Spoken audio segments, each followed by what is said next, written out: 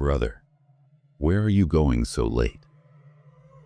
That voice sounded kind, but the man behind the reins had been dead for 20 years. One moment I was sitting behind him. The next, the driver's seat was empty, and the horse was galloping straight toward a cursed graveyard. Tonight, we uncover the chilling true encounter with driver Thomas, a man who died decades ago, but never stopped driving. The person who shared this story with me is now quite elderly. When this incident occurred, he was a young man and newly married. This story takes place in a time when there were no proper transportation systems in rural areas of a small town in Asia. According to him, most village roads back then had crop fields on one side, or you'd see forests on both sides with a road cutting through the middle. One side crop fields, the other side forest. That's what the roads were like then. And the villages were very far apart. I mean, one village was incredibly distant from another village. And there weren't many houses either. At the time this incident happened to him, there was a market that would be held quite far from his village. Back then, they called it the market fair. What we generally call a farmer's market now. Like on Saturdays or Tuesdays, these kinds of markets would be held. Even now, such markets are held in small towns. Such a market would be held quite far from his village. He would go to that market one day a week. And from that market, his father-in-law's house was quite close. One day, he went from his house to the market fair. Going to the market fair, that day, he got delayed doing some work, and it became evening. So after the evening, by the time he left the market, dusk was falling. He had recently gotten married, and his wife was at his father-in-law's house at that time. He thought that since it's already evening, if I take the road to my village now, I'll have to travel a long way, and it might become very late at night. So he thought that since I'm near my father-in-law's house, and my wife is there anyway, let me go toward my father-in-law's house. One thing I should mention is that he told me the transportation system in the rural areas back then consisted of two special vehicles that would travel. One was the ox cart, and the other was the horse cart. The horse cart was actually like the ox cart in the back, but a single horse would pull that cart. This was a bit faster than the ox cart. That's why in many places for transporting goods, you'd see those horse carts being used. So after finishing at the market, he decided that okay, he would go to his father-in-law's house. Since he had recently gotten married and didn't know the roads to his father-in-law's house very well from the market, he saw that quite a lot of people were starting to walk in the direction of his father-in-law's house. So he was walking with everyone. At one point, there's a bend in the road, and at that bend, there are three roads, a three-way crossroads. So it appeared that most people were going along the right side bend. But the road to his father-in-law's house went straight ahead through some crop fields. On one side stretched open farmland, while on the other, a dense wall of towering hardwood trees, dark, silent, and oak-like, rose over the path, casting long, suffocating shadows. In short, that entire side looked like a deep, frightening forest. He thought that by then, evening had passed, and it had become quite dark. He thought that, okay, I'm going to my father-in-law's house. It's close, the road isn't very far, so alone, there's no problem. From childhood, what he told me was that he wasn't a very brave person. I mean, he had some fearfulness in him, and there's this forest and all at the place. Naturally, he's feeling a bit scared. But still, he gathered his courage and started walking. Since now there's no other way to go anywhere else. He either has to go home or go to his father-in-law's house. He starts walking toward his father-in-law's house. So he was going along the road that went through the middle of the crop fields. And at that time there was a moon in the sky and moonlight. And at that time suddenly he saw that a black cloud was forming in the sky. That cloud kept covering the moon repeatedly. Then after a while the moonlight would return. Then the cloud would cover it again. In the distance somewhere, you could see lightning flashing suddenly in the sky, and beside the road, crickets were chirping. And along with that, he was hearing various frog sounds, and a cold wind was hitting his face. He started getting even more scared, thinking that if rain comes here at this time, and since I don't know anything about this place, then it will be even more dangerous. So he then started walking faster. At one point, he had gone quite a bit inside from the crop field meadow. Then suddenly, on one side, there were stagnant ponds, those murky ponds that are common in rural areas. Starting on one side, and on the other side were some small forest-type trees. So when he was going along that road, suddenly he felt like something was running from behind. Such a light, soft sound was coming to his ears. So gradually the sound was becoming quite strong and coming toward his ears. Since it was a dirt road, the sound could be heard quite well. Then he looked back. After looking, he saw something like a horse cart was rushing toward him at quite a fast speed. He stood to one side of the road. After standing, he saw that the horse cart came and stopped in front of him. So the horse cart, what I said before, one horse, and behind it, there's a cart attached to it. So in that horse cart, a driver was sitting and driving the cart. The driver wasn't very old. He was middle-aged, according to him. So this driver stops the horse cart in front of him. After stopping, he asks him, "Brother, where are you going at this late hour?" He then says, "I actually went to the market fair in town. After going there, it became late. My father-in-law's house is near here." And he mentions the name of the village. "I was going to this village." And then the horse cart driver says, "All right, well, the sky's condition isn't looking very good. It seems like rain will come very soon. So if you want, you can get on my horse cart. I'm going in that direction. Brother, I won't go exactly to the village, but a little before that, I'll drop you off, and I'll go another way. If you want, you can come with me." Then he thought that, okay, since the sky's condition is this bad, if I get on the cart, then I'll reach before the rain comes quickly. He then gets on the cart. After getting on, when the cart starts moving, the cart sways and rocks as it moves along, since it's a dirt road. At one point, the swaying motion makes him feel a bit sleepy. Then he tries to make a lot of conversation with the driver, like, "Where's your home?" Or "Did you go to the market?" But the driver wasn't really giving any answers. He was just driving the cart in his own way. At one point, the swaying motion makes him quite sleepy. He's dozing off in between, falling asleep, then waking up. This is happening. In the middle of this, what he notices is that suddenly something hits the cartwheel quite hard. I mean, like when a cartwheel falls into a pothole, there's a jolt. Such a jolt completely breaks his sleep. He's startled awake. After being startled, he sees that the horse cart he was sitting in. The horse is pulling the cart alone, but there's no driver. After seeing this, he gets quite scared. What's going on? I was in the horse cart. The horse cart was moving all this time. There was a driver. Suddenly, where did the driver go? The horse is moving alone. Now he had no experience of driving a horse cart or controlling a horse. So he gets quite scared by the situation. Where did this cart driver go? Now where is this horse taking me? I don't recognize the roads or anything. I'm just sitting in the cart. So what he does is he moves toward the back of the horse cart. And on the side, where you get on or off the cart, after coming there, he calls out loudly for the driver.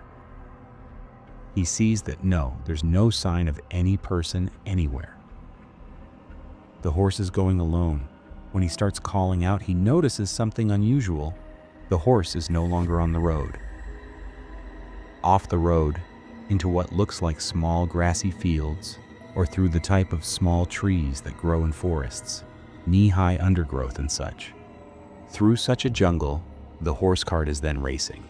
So the more loudly he calls, the horse also makes a sound, the way horses whinny, calling out that way. And the horse then starts running even faster. He's seeing that he doesn't know where the horse is taking him or where it's going. He then jumps off the horse cart in fear. When he jumps down and falls, the horse cart races away and disappears into the field. Goes out of sight. The sky still has clouds, and outside, those clouds are covering the moon. Then the moon comes out again. such a play of light and shadow is happening then. When he gets up and dusts himself off and sits down, he sees that a short distance away, he can see a fig tree. In the moonlight, he can recognize it's a fig tree because those who have seen fig tree leaves know that the leaves are somewhat tail-like. So seeing that, he says it's a fig tree, and in the wind, those fig tree leaves were moving. And along with that, the sounds of crickets and constant frogs, the sound of wind, such things were reaching his ears. The surroundings were very silent. But these sounds were making him even more scared. He gets up and then goes toward the fig tree, trying to understand where he actually is or what this place is. Then he sees that this place, the road, is like quite far away. In the moonlight, he's seeing the dirt road white and pale, quite a distance away. The road is coming down like a winding path, but the path that's coming down is also quite wide and forest-like. After coming here, what he notices is that next to the crop field, there's what we used to call in village language a shelter, what's typically made with plastic sheets or cloth, like how nomadic people nowadays tie up a dwelling. Such shelters existed in rural areas back then too, where people would stay to guard crops or guard anything tying up such a shelter. He sees such a shelter at some distance from the fig tree in a space, at one corner of that field. He thinks, "What's this? There's a shelter here. That means there are people here too." He tries to call out, "Brother, is anyone there?" But he gets no response. In the middle of this, what happens is that suddenly, somewhere nearby, he hears a thunder strike. He's startled by the sound of thunder. After being startled, he realizes that the clouds in the sky are becoming quite black and gathering. And in the middle of this, a cold gust of wind hits his body. In the middle of this, he realizes that perhaps somewhere far away it's raining, and that wind, having become cold, is hitting his body. He thinks that if rain comes now, then he'll have to enter that shelter. Besides, he doesn't want to see anything else around in that way. When he comes close to the shelter, after coming close, he calls out. Then, if anyone is there, he peeks around looking for people. But since darkness was also gathering, he couldn't see anyone anywhere. In the middle of this, a few drops of rain start falling on his body. He then enters the shelter. After entering, he sees that some straw is spread here, like what people usually do on the floor of shelters. For sleeping or sitting, they spread some straw. Then they spread a blanket on top and stay there. There was no blanket, but straw was spread. He sits inside that shelter, and in the middle of this, outside, rain starts with tremendous force, and the drumming sound of raindrops on the plastic or cloth-type material that was on top of this shelter, he can hear this while sitting inside. In the middle of this, suddenly, he notices that somewhere far away, an owl is hooting. Now back then, rural people had this superstition about owls hooting at night. Many would say this was an inauspicious sign. So many people would avoid this thing. Or if an owl hooted at someone's house, many wouldn't take it well. And it was a symbol of fear back then. So this owl's hooting scares him a lot. And since I was saying before that he was quite a timid person by nature, even the owl's call starts to scare him quite a bit. In the middle of this, he notices that something is rustling around him, and suddenly a jackal howls very close by, and along with it, several more jackals start howling.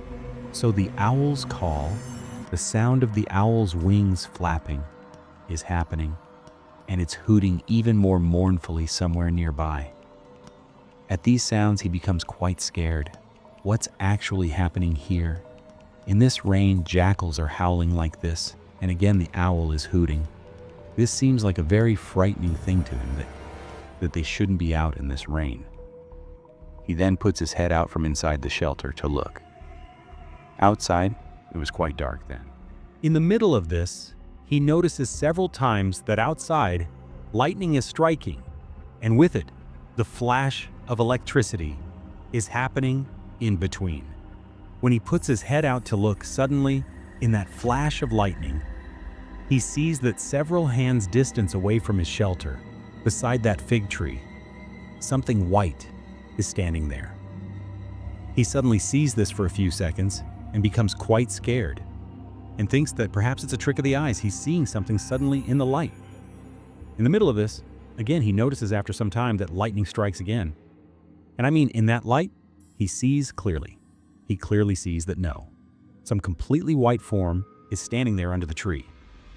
So now he starts to become quite scared. By then, the owl has also started hooting more loudly. In the middle of this, again after some time, when lightning flashes again and that splash of light comes, then he sees the white form has come a little closer to him. A little after this, in another flash, he sees that it has come even closer, and now he can clearly see that this is actually a shrouded corpse that is standing straight in a shrouded state. It has no face, and the entire body is covered in white cloth. Seeing this, he now becomes tremendously frightened. After becoming frightened, what he does next is that in one leap, the back side of his shelter, he breaks through the back part and gets out. After getting out, without looking at directions, he starts running toward the road. When he started running toward the road, he was looking behind. And in that light that was coming suddenly, the lightning flashing, in that light, he saw that the shrouded corpse was also in a running posture, but floating lightly in the wind, coming after him. Seeing this, he starts running even harder. And at one point, he sees that when he gets on the road, he sees that from exactly behind on the road, with the sound of a horse cart, something is running toward him. He can see somewhat when it comes close that it's a horse, and all over that horse's body, fire is burning. And that horse, in that fire-burning state, starts running after him, and on one side, he sees that that shrouded corpse is floating after him. He starts running even harder. At one point, his foot slips, and he falls on the road, since it was still raining then. After falling, suddenly he sees that the horse, in its fire-burning state, quite forcefully running, comes near him with that cart. And that shrouded corpse suddenly jumps onto that horse cart in its shrouded state. Seeing this, he, almost screaming, gets up again and starts running. In the middle of this, suddenly lightning strikes. And after the lightning strikes, he looks behind and sees that there's nothing there anymore. By then, he starts running even harder toward the front. Running and running, ahead he sees in the flash of lightning a thatched hut-type something, like what existed before. Thatched roof and walls made of jute sticks, with mud plastered on top of the jute sticks. So something like this comes to his attention. He then runs there. After going there, he knocks loudly on the door of that house and keeps calling out whether anyone is home. So then, suddenly, after calling for some time, an old man opens the room door and says, "What's the matter? Who are you? Why are you here so late at night?" So he then says, "I was going from town to my father-in-law's house. In the meantime, something has been following me, and something terrifying. I've come here fleeing from that." Then the old man takes him inside the room and gives him some dry clothes and gives him a towel to dry off. Then he tells the old man in detail about what happened, that such was the situation. The old man then tells him, "Then you have probably fallen into the clutches of Driver Thomas." He is quite surprised and asks, "Actually, Driver Thomas's clutches?" Then that old man says, "In our village, there was a cart driver. For a long time, he drove a horse cart, especially taking any goods or people to the market fair in town or bringing something from the market. He did such work. On such a rainy day, at night when he was returning from town, he was alone in the cart with his horse. While coming, suddenly lightning struck in the middle of the road. He, along with his horse, fell dead beside the road. So in the morning, the village people were walking along the road and saw him lying there. After that, actually, you mentioned the fig tree. That fig tree is actually a graveyard. There, next to that graveyard, that Driver Thomas was buried. And it's heard that his horse was buried somewhere near that graveyard. And from then on, many people, on such stormy nights, in the deep of night, If anyone comes alone, then they see him and his horse. You were perhaps coming alone, and you don't know. You're a new person. That's why you also had an encounter with this thing, since tonight also such a storm was happening. And our village people generally don't come alone on that road at night. And your luck is good that you rode in that cart and you've been able to return alive. Because before this, it happened to 2 other people too. They were also found dead under that fig tree. Actually, why they went and died under the fig tree, no one knows. But whether that driver Thomas's horse took them, this is also still a mystery to everyone. But you've come back alive, so your luck is good. That's what I have to say. He then spends that night at the old man's house, and in the morning he gets a tremendous fever with shivering. Then his father-in-law's house is informed. That old man, through someone, informs his father-in-law's house, and they come and take him away. After all these years, when he was telling me this incident, he was saying that the road still exists, but now that road has become paved. And that graveyard that was there, the graveyard is now abandoned. No one is buried there anymore, or in the graves that were there before. These signs have mostly faded away. The fig tree is no longer there. It has been cut down. After that, actually, whether any incident happened to anyone else there, he cannot say specifically anymore, because he didn't seek any information about this afterward. And he became so frightened that for many days after, he didn't go to his father-in-law's house. So anyway, this was his incident. If something terrifying has ever happened to you, feel free to share it with us. Who knows? Your story might be the next one we tell here. Stay with us, and don't forget to subscribe. Hit the like button and share this video with others. Your support means everything. And now, wait for our next real horror story. For today, we're signing off. Take care, and goodbye.